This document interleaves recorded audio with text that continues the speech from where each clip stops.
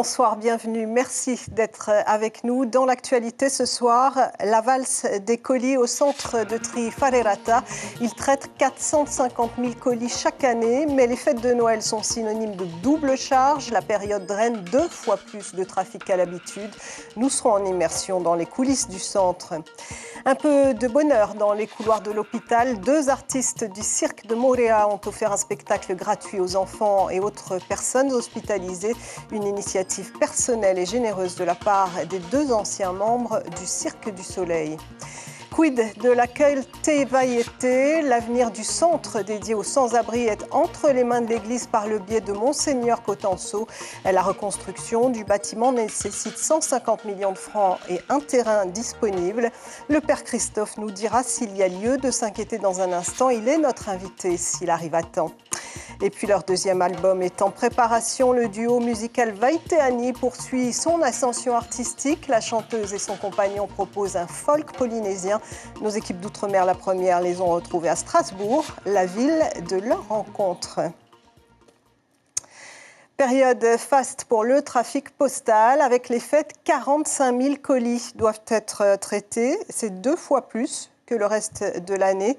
Décembre est donc le mois le plus tendu au centre de tri de Faa. Colis acheminés, perdus ou saisis. Immersion dans les coulisses de Whareirata avec Lucille Guichet-Tirao et Marcel Bonneau. Commandés d'un simple clic ou envoyés par un proche, les voici fraîchement débarqués de l'avion. 45 000 colis postaux sont ici triés par les agents du Whareirata, rien qu'en ce mois de décembre. C'est 2 fois plus que le reste de l'année, à effectif constant. Les 45 agents ont donc du pain sur le tapis. En un temps record, ils doivent orienter les destinations et trier en fonction des contenus, parfois insolites en période de fête. Des colis avec des animaux dedans. Des morts, hein, heureusement. On a eu certaines bouteilles Grand Cru qui dataient parfois des années 60. Ou parfois des fromages corses. Donc pas très joli, mais bon. Voilà. Ou des œufs de poule même. C'est ici aussi que s'organise la taxation, au-delà des 20 000 francs de franchise ou dès le premier centilitre pour l'alcool. L'alimentaire et le végétal doivent avoir une autorisation phytosanitaire. 95% des colis sortent d'ici en moins de 24 heures avant d'être aiguillés dans leurs bureaux de poste respectifs, à condition d'avoir suivi quelques conseils. On a reçu dernièrement de la confiture, des produits faits maison. Mais tous les pots sont collés les uns aux autres avec un film plastique autour. Ça ne peut pas arriver en bonne condition en Polynésie parce que quand ça prend l'avion, avec toutes les mains dans lesquelles ça va passer sur la chaîne de traitement et les machines, puisque tous les colis vont passer dans les machines qui vont les chambouler à droite à gauche, il faut mettre du papier bulle, il faut renforcer ces colis et l'emballage doit protéger son contenu. Dans cette pièce, les rebuts, ces colis restés en souffrance faute de destinataire. Sur cette étagère, ils attendent d'être réclamés ou qu'un indice puisse achever leur acheminement. Par exemple, celui-ci, l'adresse est complètement illisible. On l'a reçu de l'international, il vient de Singapour, mais on n'a pas d'adresse. On n'a pas non plus d'adresse pour le retourner à Singapour, donc on va le conserver ici le temps qu'une réclamation soit effectuée. Passé un certain délai, l'ensemble de ces marchandises, s'ils ne sont pas réclamées, font l'œuvre de dons aux œuvres sociales. Le centre Whareirata, appartenant à la holding OPT, traite ainsi 450 000 colis chaque année, mais aussi les lettres et les recommandés. Un maillon essentiel au fonctionnement du pays, mais toujours déficitaire. Oui, c'est aussi au centre de tri Whareirata qu'arrivent les incontournables lettres au Père Noël. Plus de 3000 cette année. Chose extraordinaire, les gentils lutins répondent à tous les enfants dont l'adresse figure au dos de l'enveloppe. Même si parfois, à en croire cet employé, les demandes ont de quoi surprendre. Écoutez. On répond le plus vite possible aux enfants avec des prédéterminés déjà, des cartes postales. Ils sont pour les enfants, surtout ceux qui ont mis une adresse. Parce qu'on a reçu beaucoup aussi de lettres quand même où il n'y a pas d'adresse, mais n'inquiétez pas les enfants, le Père Noël a bien reçu votre lettre, mais il ne pourra pas vous répondre parce qu'il n'y a pas d'adresse en jeu. Qu'est-ce qu'ils demandent par exemple? Maintenant, ils demandent comme ça. C'est très rare qu'ils envoient des lettres où ils mettent vraiment ce qu'ils veulent. Sinon, moi, ce qui m'a marqué, c'est un enfant de 8 ans qui a demandé un iPhone. Eux ne chôment pas non plus. Les agents maritimes qui distribuent les colis des îles au quai des Goélettes à Faréouté ne comptent pas leurs heures. Une effervescence des grands jours pour servir la population cette période de fête, comme l'ont constaté Nicolas Suire et Patita Savea. Tout le monde est en train d'attendre devant la porte avant l'ouverture, quoi. En période de fête, c'est facilement le double, le triple, voire 4 fois plus, quoi. Voilà. Beaucoup d'attentes alors? Oui, il faut servir toute la Polynésie, Austral, Tuamotu, tout ça. Fret avion et fret bateau, c'est full, quoi. Voilà. Est-ce qu'il y a une astuce pour passer un petit peu plus rapidement ou pour mieux patienter? Ouais, il y a plusieurs astuces. Pour le tapuro, tu peux déposer tes connaissements et tu reviens d'ici 1 à 2 heures. Tu récupères en fin de matinée. Ensuite, tu déposes dans l'après-midi, quoi. Ça y va, là. Depuis ce matin, 6 heures, on a commencé et ça n'a pas arrêté. La tendance est toujours là, quoi. Et ça fait des journées de combien d'heures que vous pensez avoir, là? Wow, des journées de 13h, 12h à 13h, là, on va partir tard le soir et on va nous excuser pour les îles. On va arriver peut-être tard, là, avec tous les affaires qu'on a, hein. On va essayer de bien faire le travail, bien servir les clients qui nous attendent. Aujourd'hui, on est le seul bateau à partir. Le Hawaii-Kinui ne part pas. Et maintenant, on va essayer de tout ramasser le maximum de fret qu'on peut pour mieux servir les clients des îles sous le vent, hein. Noël n'a pas la même saveur pour tout le monde. Les personnes hospitalisées, par exemple, apprécient tout ce qui peut enjoliver leur séjour, comme ces deux artistes du cirque de Moorea, anciens membres du Cirque du Soleil, qui apportaient aujourd'hui un peu de lumière et de joie au service pédiatrie de l'hôpital Taoné. Nicolas Suire, Patita Savea. Acrobatie aérienne dans le hall de l'hôpital, seulement pour aujourd'hui, afin d'apporter le sourire aux enfants et aux mamans en soins durant les périodes de fête. Ce sont des enfants qui normalement devraient être à la maison, qui normalement devraient être en train de jouer et préparer cette fête de Noël.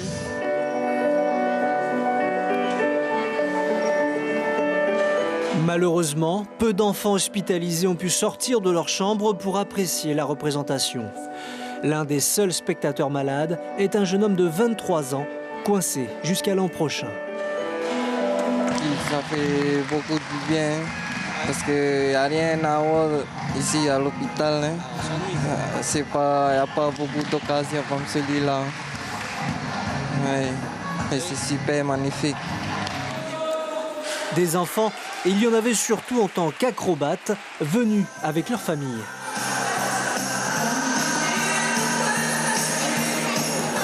Et ça montre aussi que les enfants sont passionnés et qu'ils veulent montrer à tout le public ce que c'est de partager le temps, tout ça, quoi, ce qu'ils aiment. Les fondateurs du cirque de Moorea sont deux anciens artistes du Cirque du Soleil. Ce spectacle est entièrement leur initiative. Ça reste quand même un environnement qui est pas super.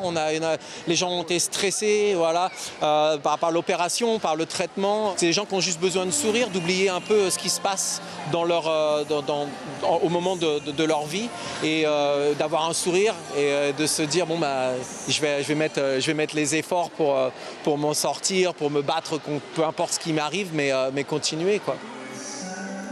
Ce spectacle a été très apprécié du public. C'est la deuxième année que le cirque de Moorea se produit gratuitement à l'hôpital et ce ne sera pas la dernière. La solidarité pourra-t-elle continuer à s'exercer en 2020 ? La question se pose concernant le centre Tevayete dont l'avenir est aujourd'hui entre les mains de l'archevêque Cotenso.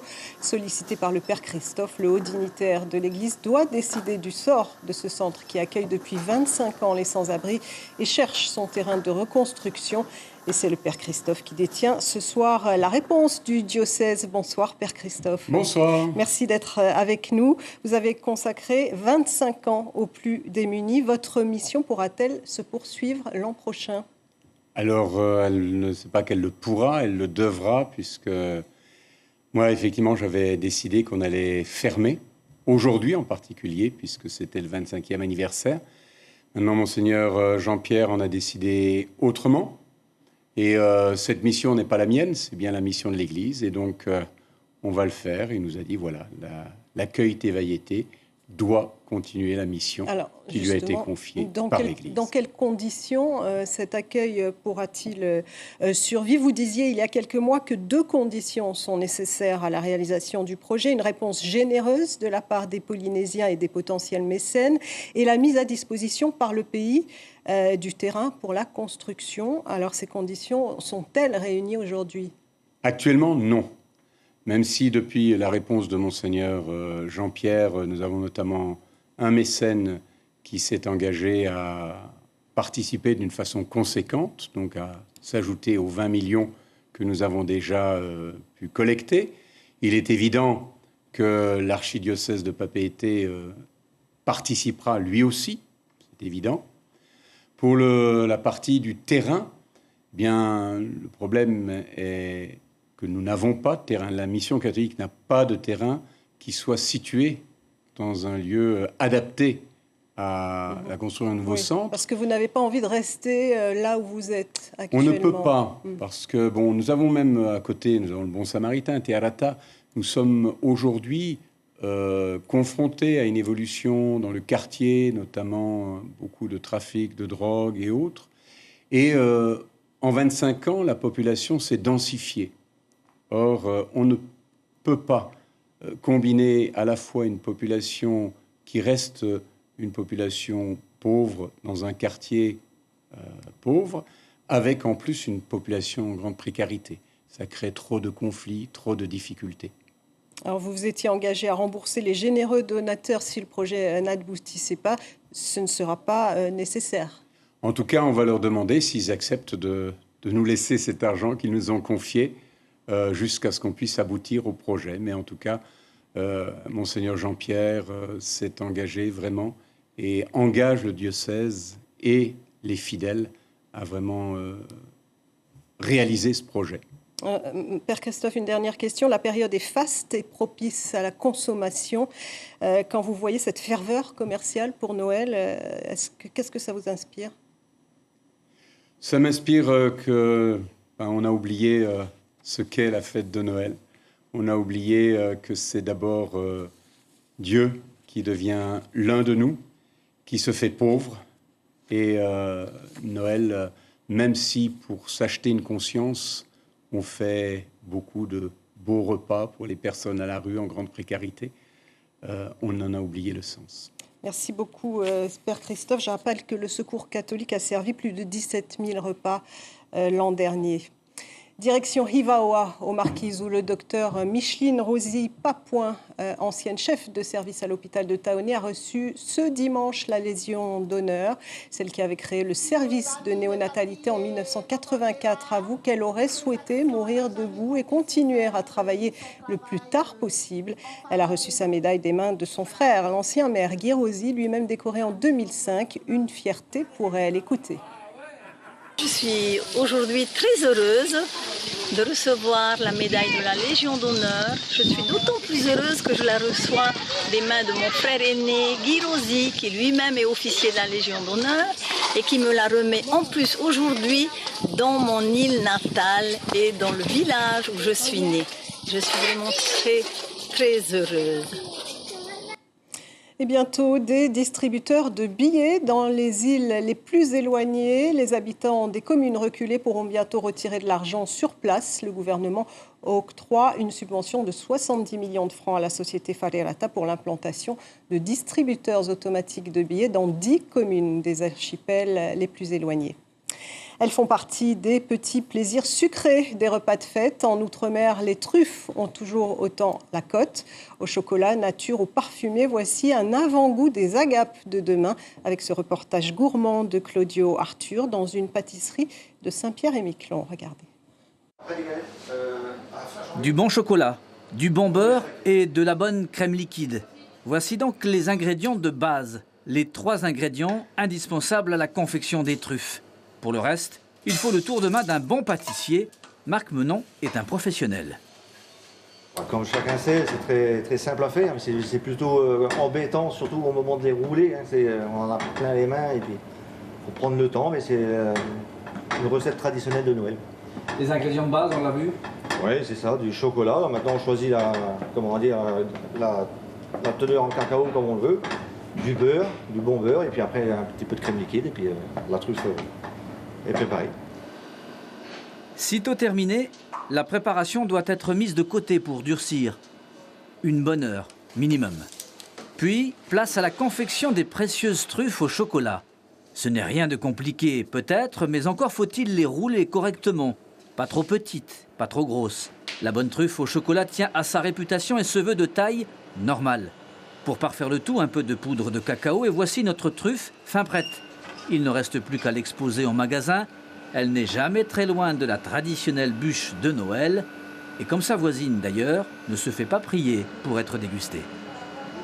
Les gens sont tellement gourmands que dès qu'on parle de truffes, les yeux pétillent. Et puis bon, à part les truffes nature, on peut les décliner en truffes Grand Marnier, whisky, et puis plein d'autres choses. C'est déclinable à l'infini. Et c'est un produit que vous faites uniquement pour les fêtes de fin d'année? Oui, pour l'instant, on l'a proposé ça parce que ça fait vraiment fête de Noël. Après, peut-être que s'il y a de la demande, c'est vrai qu'on pourrait en faire régulièrement dans l'année. Comment on les mange, les truffes, Marc? Eh bien, moi, je dirais les enlever quelques minutes du réfrigérateur avant de les consommer, et puis avec un bon petit café, c'est très agréable. Ici, la truffe de Noël nature côtoie celle au Grand Marnier et les autres. Elles seront toutes disponibles tout au long du temps des fêtes. Après la gastronomie, la musique, c'est un couple que l'on ne présente plus. Le duo musical Vaiteani, mélange entre la voix douce de la chanteuse éponyme originaire de Tahiti et les arrangements de son conjoint Luc. Leur deuxième album est en préparation dans l'Est de la France. Ils se sont rencontrés à Strasbourg et c'est là que nos équipes d'Outre-mer, la première, les ont retrouvés. Regardez. Ils sont unis dans la vie et en musique. Elle, c'est Vaiteani, elle est de Tahiti. Lui, c'est Luc, originaire d'Alsace. Ils se sont rencontrés ici à Strasbourg. Elle faisait des études de langue et travaillait en même temps dans ce bar-restaurant. Luc étudiait la musicologie. Leur amour pour la musique les a réunis. En 2010, ils décident de se lancer et de réaliser leur premier album.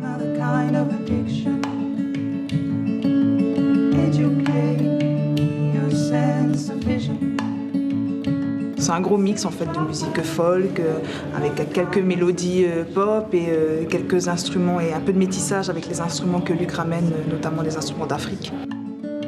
L'identité polynésienne, je pense que c'est plus aussi par sa culture de tahitienne et aussi la langue, puisqu'elle chante en anglais et en tahitien. Leur style, du folk polynésien, c'est ainsi qu'ils le définissent. Chaque titre est une invitation au voyage, une caresse musicale, avec toujours la même source d'inspiration, Tahiti. Tahiti, c'est le berceau, quoi. C'est la source de tout. Je ne peux pas rester trop de mois sans voir mon île, sans ressentir l'énergie de là-bas. Et puis ma famille aussi, tous mes amis, tout le monde est là-bas. Cet album, c'est aussi une affaire de famille. Pour certains de ses textes, qu'elle voulait chanter en tahitien, elle s'est fait aider par sa grand-mère.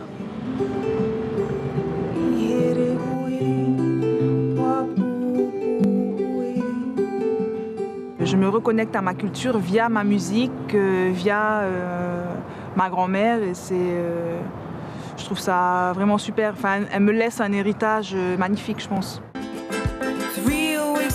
Le duo Vaiteani a trouvé son public dans l'Hexagone comme à Tahiti. Il travaille actuellement sur un deuxième album.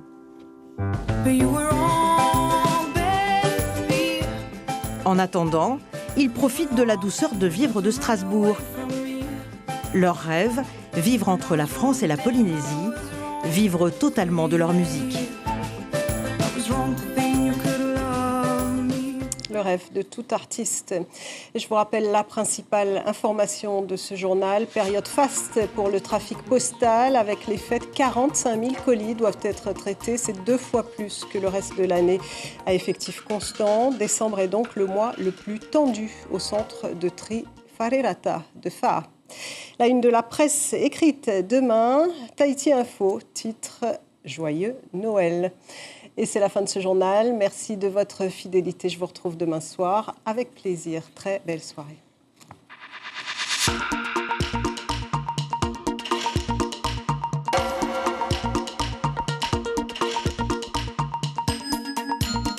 Retrouvez notre journal en replay sur notre site internet.